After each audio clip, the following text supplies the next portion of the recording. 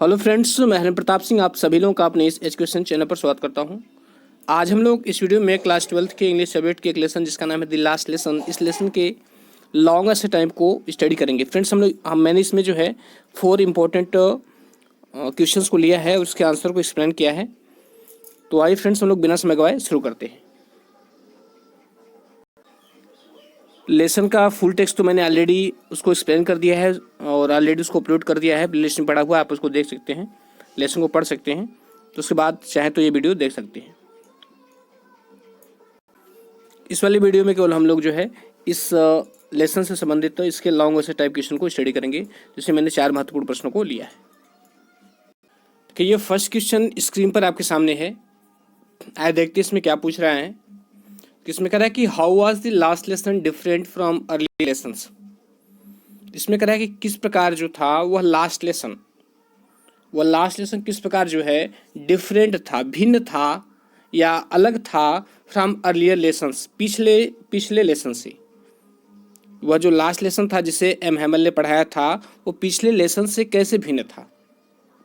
तो आइए इसके आंसर को देखते हैं। देखिए आंसर जो है स्क्रीन पर आपके सामने है, आइए इसको पढ़ते और समझते हैं। इसमें कह रहा है कि the last lesson was different from earlier lesson in many ways. इसमें कह रहा है जो लास्ट लेसन था वो जो अर्लियर लेसन्स थे, मतलब जो पहले के लेसन्स थे, उनसे जो है डिफरेंट था, उनसे अलग था इन मेनी वेज, कई मामलों में। जो लास्ट लेसन था वह जो है पिछले लेसन्स की अपेक्षा कई मामलों में अलग था। It revelled the love and respect of the teacher and students for their mother टंग। करें कि इट रिवेल्ड, इसने प्रकट किया, रिवेल मीन्स प्रकट करना, द लव एंड रिस्पेक्ट, करें कि प्रेम को प्रकट किया है, एंड रिस्पेक्ट और सम्मान को प्रकट किया, ऑफ द टीचर, अध्यापक के प्रेम और सम्मान को प्रकट किया, एंड स्टूडेंट और छात्रों के प्रेम और सम्मान को प्रकट किया, फॉर देयर मदर टंग, अपनी मातृभाषा के लिए।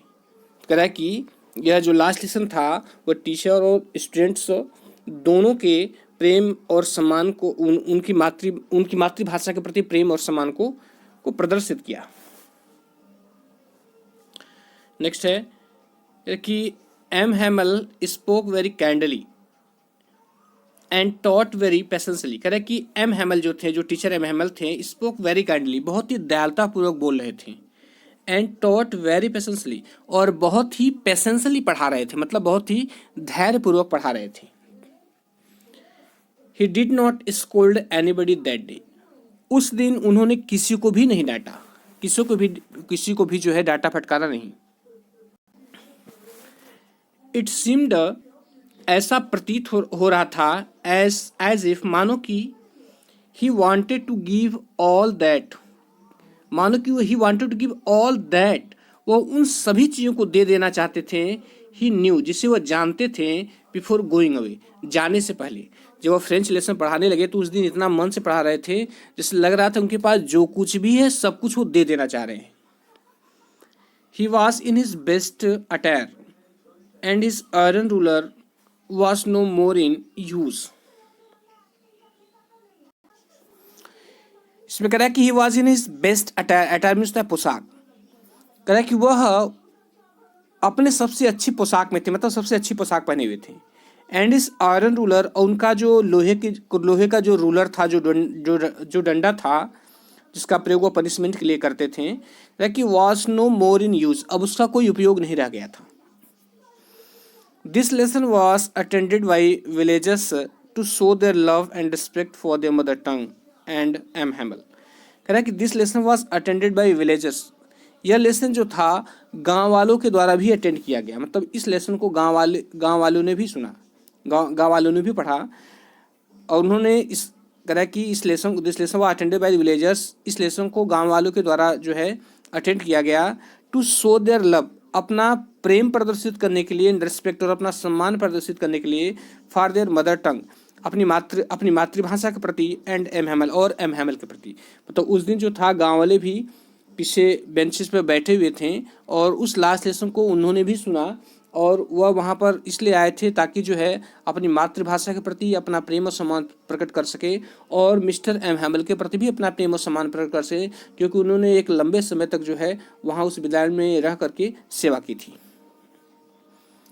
नेक्स्ट है कि the students listened very carefully and everybody was absolutely quite. कह रहा है कि the students listen very carefully, जो छात्र थे वो बहुत सावधानी पूर्वक सुन रहे थे। एंड एवरीबडी, और प्रत्येक चीज, वॉज एब्सोल्युटली क्वाइट, कह रहा है कि पूरी तरह से शांत थी। French was sorry for not learning his lesson. जो फ्रेंच था वो दुखी था। किसके लिए दुखी था? कह रहा for not learning his lesson, अपना लेसन न याद करने के लिए। फ्रेंच जो था अपना लेसन न याद करने के लिए दुखी था। The last lesson was an emotional time. कह रहा है कि जो लास्ट लेसन था वो एक इमोशनल टाइम था, वो भावुकता का समय था। विच स्टीड पैट्रियोटिक फीलिंग, कह रहा है जिसने स्टीड जगा दिया या झकझोर दिया पैट्रियोटिक फीलिंग, देशभक्ति की भावना को। And awaken the villagers to the importance of their mother tongue, और गांव वालों को जो है उनके मातृभाषा के महत्व से जो है उनको अवगत कराया। तो स्टूडेंट्स ये जो है फर्स्ट लेसन का आंसर कंप्लीट हुआ। अब आइए ये फर्स्ट क्वेश्चन का आंसर कंप्लीट हुआ। अब आइए सेकंड क्वेश्चन को देखते हैं।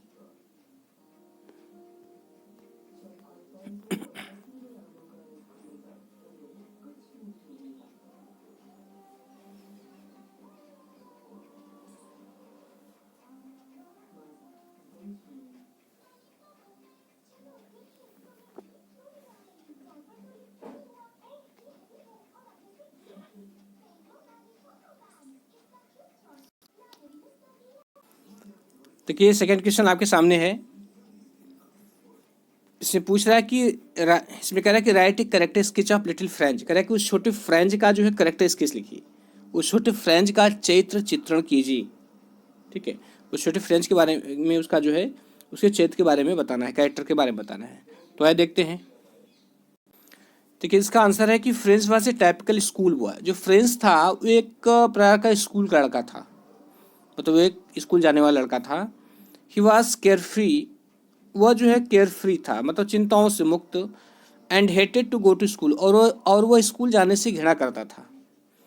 He was afraid of his French teacher M Hamel's iron ruler.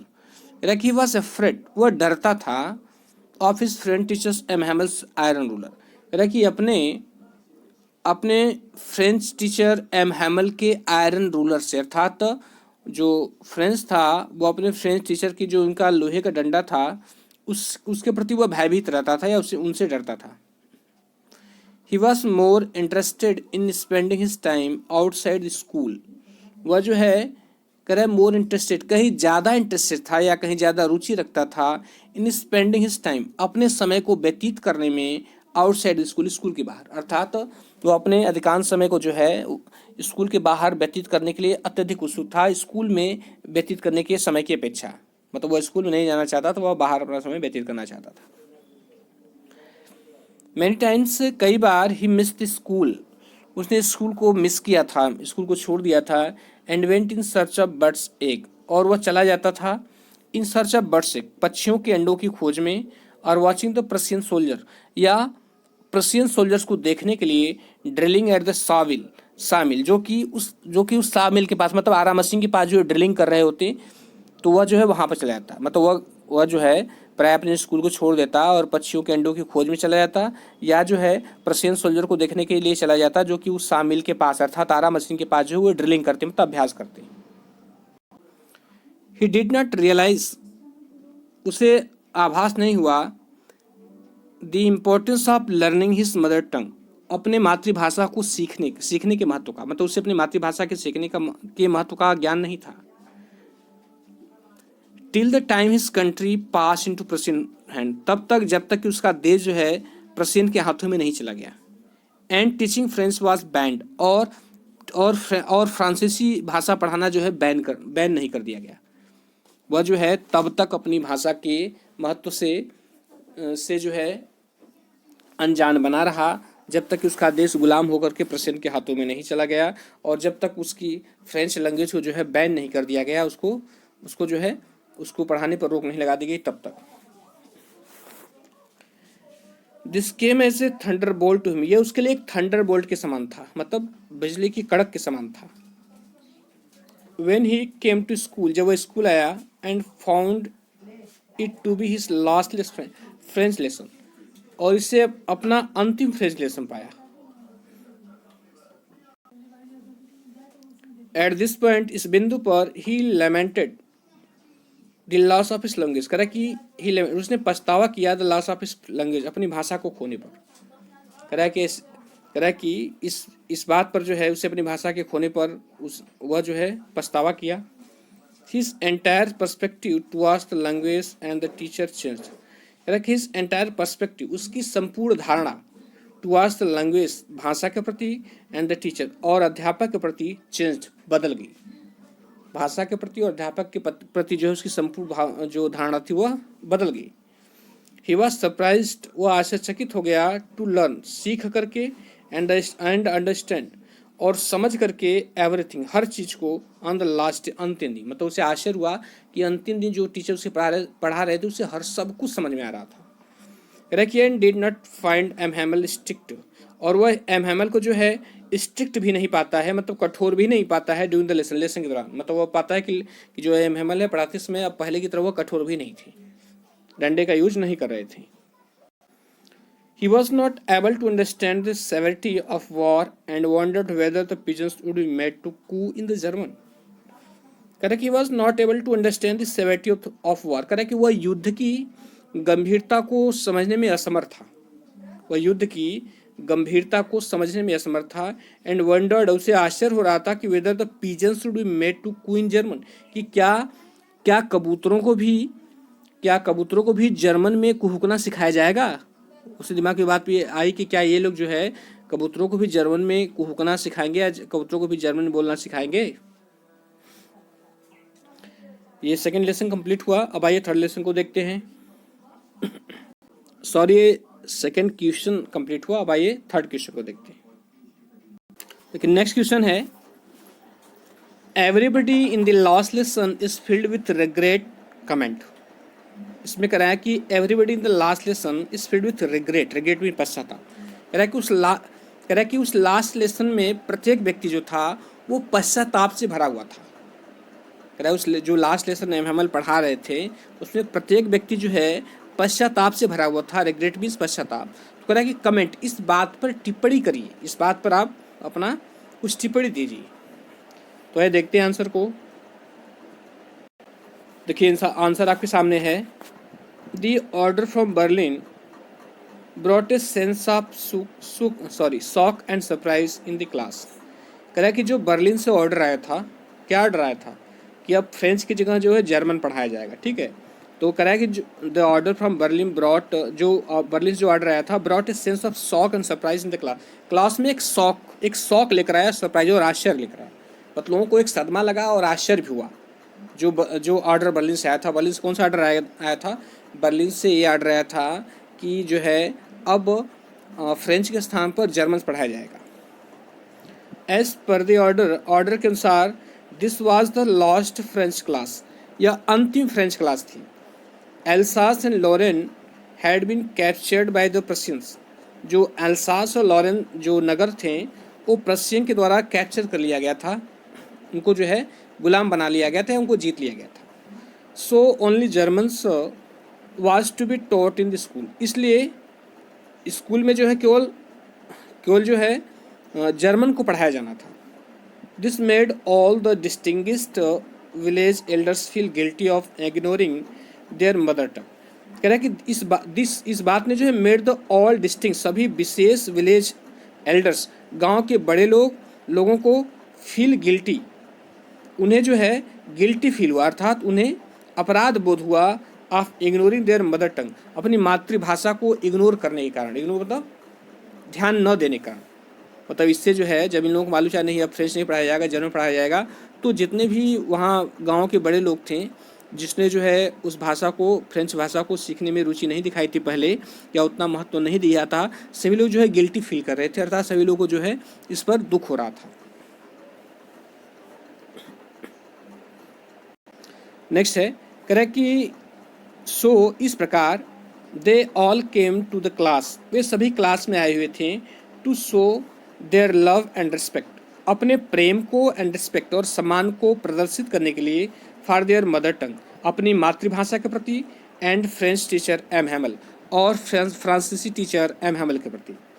The entire school व संपूर्ण school was filled with an air of remorse and regret. वो जो करा द एंटायर स्कूल, वो जो संपूर्ण स्कूल था, वॉज फिल्ड भरा हुआ था with an air of remorse, कह कि पश्चाताप एंड रिग्रेट, और सॉरी रिमोर्स और रिग्रेट दोनों में पश्चाताप होता है, कह रहा कि पश्चाताप की भावना से, और संपूर्ण क्लास जो है पश्चाताप की भावना से भरा हुआ था। देयर वॉज कंप्लीट साइलेंस, वहाँ पर संपूर्ण शांति थी, पूरी तरह से शांति थी। The teacher M Hamel was in his best dress, जो टीचर एम हैमल थे वो अपने बेस्ट ड्रेस में सबसे अच्छी पोशाक पहने हुए थे।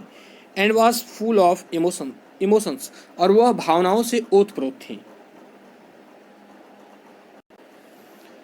Even the students in the class, कह रहे यहाँ तक कि क्लास में छात्र भी जो है, इंक्लूडिंग लिटिल फ्रेंच को सम्मिलित करते हुए, यहाँ तक क्लास के जो छात्र थे मतलब उसमें लिटिल फ्रेंच भी था, कहता कि फेल्ट रिमोर्स, वे भी पश्चाताप अनुभव कर रहे थे for their indifference to their mother tongue, अपनी मातृभाषा के प्रति उदासीनता के लिए। इंडिफरेंस मीन्स उदासीनता। इसमें कराया है कि even the student in the class में जो है छात्र, इंक्लूडिंग लिटिल फ्रेंच को भी सम्मिलित करते हुए, वे सभी जो हैं फेल्ट रिमोर्स, पश्चाताप अनुभव कर रहे थे। किसके लिए? For their indifference to their mother tongue, अपनी मातृभाषा के प्रति उदासीनता रखने का मतलब अपनी इसके पहले जो थे अपनी मातृभाषा को उतना महत्व नहीं दे रहे थे या सीखने में उतनी दिलचस्पी नहीं ले रहे थे। अब वे सभी जो है अपने इस उदासीनता के प्रति पछता रहे थे। There was an atmosphere of stillness and quietness in the class, अरे पूरे क्लास में जो है एक माहौल हो गया था। कैसा माहौल? स्टिलनेस एंड क्वाइटनेस, मतलब शांति और निशब्दता का एक माहौल बन गया था, मतलब सभी लोग क्लास में शांत थे। तो स्टूडेंट्स ये थर्ड क्वेश्चन भी कंप्लीट हुआ। अब आइए फोर्थ क्वेश्चन, उसके आंसर को देखते हैं। अब एक क्वेश्चन नंबर 4 देखते हैं। इसमें कह रहा है कि how did French feeling about M Hamel and school change, कह रहा है कि किस प्रकार फ्रेंच की भावनाएं अबाउट एम हैमल के प्रति एंड स्कूल, और स्कूल के प्रति चेंज बदलती है। किस प्रकार जो है एम हैमल के प्रति और स्कूल के प्रति जो है वो जो छोटा फ्रेंच था उसकी भावनाएं कैसे बदल गई। अब आइए इसके आंसर को देखते हैं। तो किसका आंसर है? फ्रेंच वॉज शॉक्ड, फ्रेंच जो था वो शॉक्ड हो गया, स्तब्ध हो गया।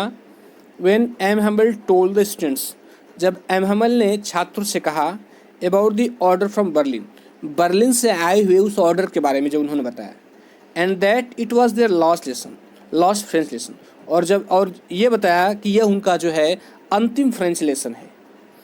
ही forgot about teachers ruler and crankiness, कह रहा कि ही फॉरगॉट, तो जो फ्रेंच था वह भूल गया, अबाउट हिज टीचर्स रूलर, अपने टीचर के डंडे के बारे में, एंड क्रैंकीनेस, और उसके जो है कड़कपन के बारे में। He developed a fondness for M Hamel, कह रहा है उससे एम हैमल के प्रति एक फॉन्डनेस उत्पन्न हुई, मतलब एक स्नेह उत्पन्न हुआ।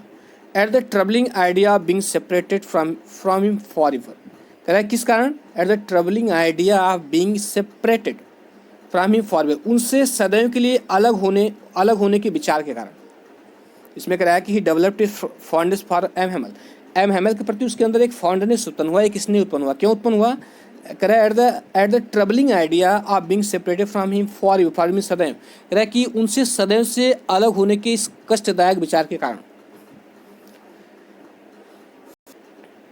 ही understood the pain and agony his teacher was undergoing, कह रहा है कि ही अंडरस्टूड, वह समझ रहा था, द पेन एंड एगोनी, कह रहा है कष्ट और दर्द को, हिज टीचर, उस कष्ट और दर्द को, हिज टीचर वॉज अंडरगोइंग, जिस कष्ट और दर्द से उसके अध्यापक गुजर रहे थे, वह जो है उस पेन और उस एगोनी को, उस दर्द और उस कष्ट को अनुभव कर रहा था या समझ रहा था जिससे उसके अध्यापक गुजर रहे थे। And he became more sympathetic towards his teacher, और वो अपने टीचर के प्रति कुछ करे कि ज़्यादा ही सिंपैथेटिक हो गया, ज़्यादा ही सहानुभूतिपूर्ण हो गया। His school too now carried a different meaning, कह रहा है कि स्कूल के लिए भी उस स्कूल का भी जो है उसके लिए एक डिफरेंट मीनिंग था, मतलब अब एक अलग अर्थ हो गया।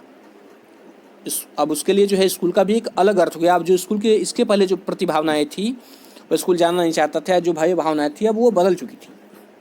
His books and lessons seemed old friends, उसके जो बुक्स थी, किताबें थी, लेसन जो पार्ट थे, सिम्ड ओल्ड फ्रेंड्स, उससे अपने पुराने मित्र की तरह प्रतीत हो रहे थे।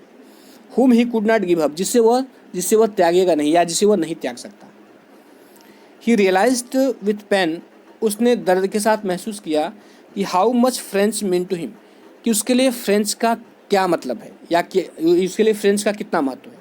एंड regretted, और वह पछतावा भी करता है नॉट बीन अटेंटिव, कि वो ध्यान न देने के लिए इन हिज क्लासेस अर्लियर, अपनी पिछली कक्षाओं में, अपनी पिछली कक्षाओं पर जो फ्रेंच पढ़ाया जाता था उसमें उस पर ध्यान न देने के लिए वो पछताता भी है। सडनली, अचानक, ही फेल्ट, उसने महसूस किया दैट की द डिफ़िकल्ट कॉन्सेप्ट, कि वह जो कठिन कॉन्सेप्ट होते थे, had never actually been difficult, वो वास्तव में कभी डिफ़िकल्ट थे ही नहीं। उसने यह भी महसूस किया कि जो वास्तव में जो डिफ़िकल्ट कॉन्सेप्ट होता था वह वास्तव में कभी डिफ़िकल्ट रहा ही नहीं, क्योंकि उसने कभी ध्यान से उसको पढ़ा ही नहीं। आज जब लास्ट लेसन था तो वो पूरे मनोवृत्ति से पढ़ रहा था, पूरे मन से पढ़ रहा था, इसलिए उसे सारी चीज़ समझ में आ रही थी, उससे बड़ा आश्चर्य हो रहा था। तब उसे अनुभव किया कि नहीं, जो पिछले लेसन्स बताए गए तो वो तो कभी कठिन रहे ही नहीं, कि उसे लगा कि नहीं, मैंने तो ध्यान ही नहीं दिया इसलिए ऐसा हुआ। तो स्टूडेंट्स, ये 4 महत्वपूर्ण लॉन्ग आंसर टाइप क्वेश्चंस हैं। मैंने आपको अच्छी तरह समझाने की कोशिश की है और आशा करता हूँ कि समझ में आया भी होगा। और यदि अच्छा लगा हो तो लाइक सब्सक्राइब शेयर कर दीजिएगा। और 60 आंसर्स के भी वीडियो ऑलरेडी अपलोड कर चुका हूँ। इस पूरे लेसन की हिंदी एक्सप्रेस अपलोड कर चुका हूँ, 60 आंसर टाइप क्वेश्चन अपलोड कर चुका हूँ और ये लॉन्ग आंसर टाइप क्वेश्चन है। इस तरह ये लेसन जो है पूरा कंप्लीट होता है। तो फ्रेंड्स, वीडियो समाप्त करने से पहले मैं एक बार आपको फिर से धन्यवाद देता हूँ। Thank you.